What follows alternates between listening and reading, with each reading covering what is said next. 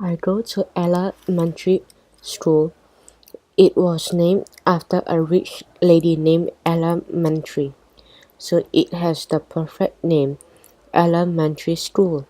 Mrs. Mentry used to be a teacher at our school a long time ago when dinosaurs walked the earth. After she retired, she donated $1 million to the school. Mrs. Mentry is really old now and walks with us with a cane. She still lives in the neighborhood, so if she forgets her name, she can just walk over to our school and see it on the sign.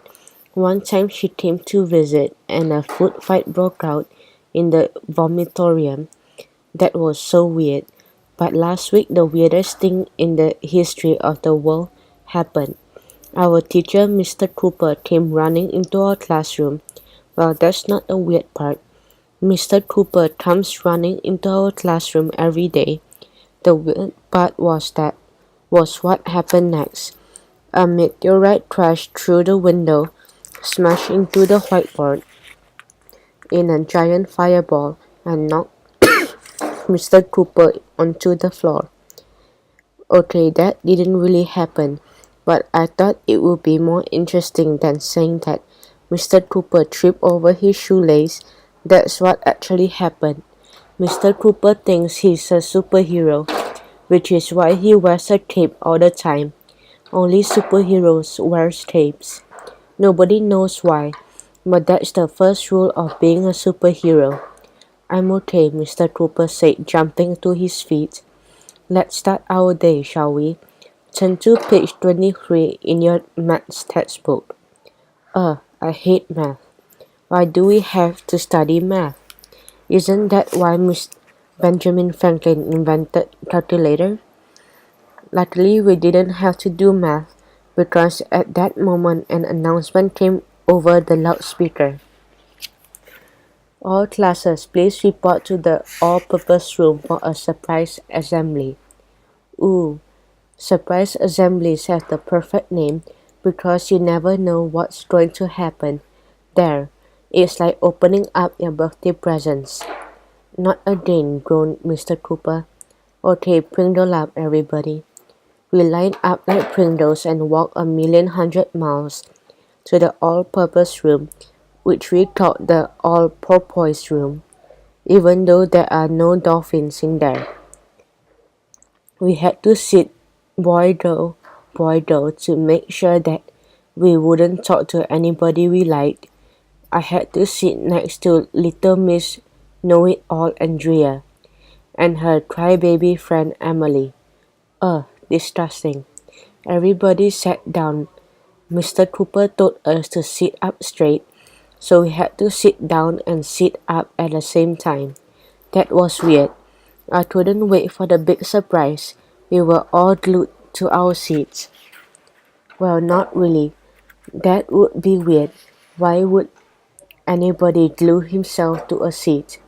How would you get the glue off your pants? You never believe who walked out on the stage at that moment.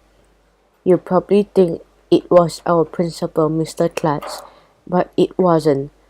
So nah, boo-boo on you. It was our science teacher, Mr. Docker. He's weird. Mr. Docker has a car that runs on potatoes.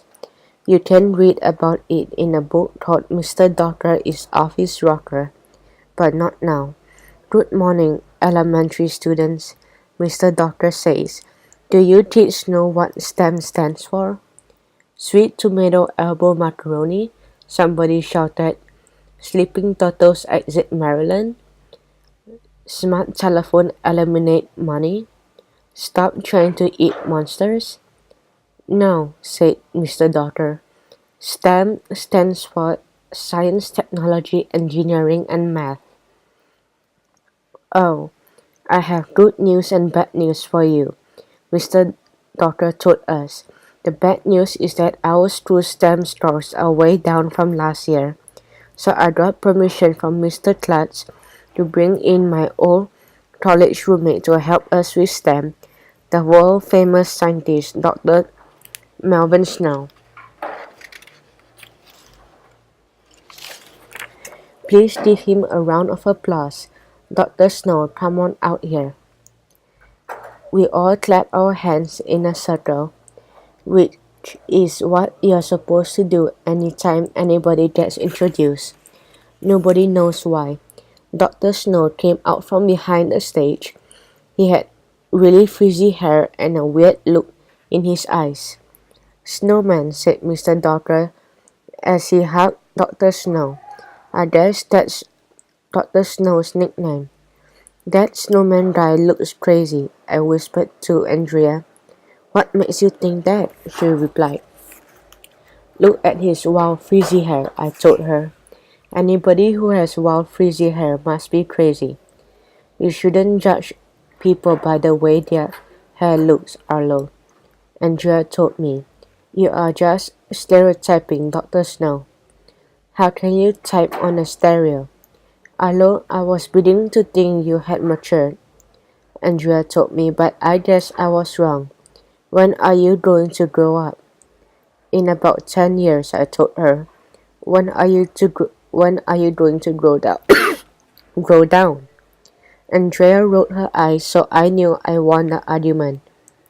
At that point, the weirdest thing in the history of the world happened.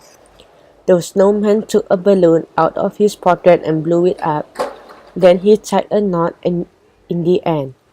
Watch this, he said. If I wrap this balloon against my head, it will stick to the wall. Your head will stick to the wall? I asked. Not my head, he replied. I'm going to stick the balloon to the wall. Oh, that's different. The snowman wrapped the balloon against his frizzy hair. Then he put the balloon against the wall. And you know what? It stuck. Just like he said it would. Everybody went wow, which is Mom upside down.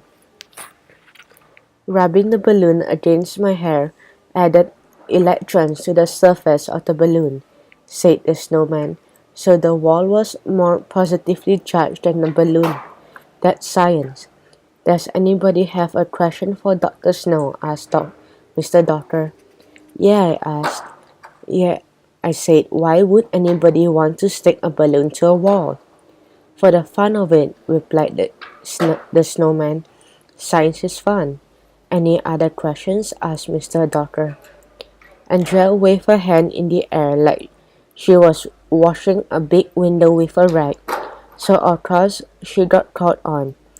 You said you had good news and bad news, said Andrea, but you only told us the bad news. What's the good news? Oh yes, I almost forgot, said Mr. Doctor. The good news is that elementary school is going to have a fair. A fair? I love fairs. Yay, everybody shouted. Fairs are cool. You get to play games and eat cotton candy and go on rides and win stuffed animals and we're going to have a science fair, said the snowman. What?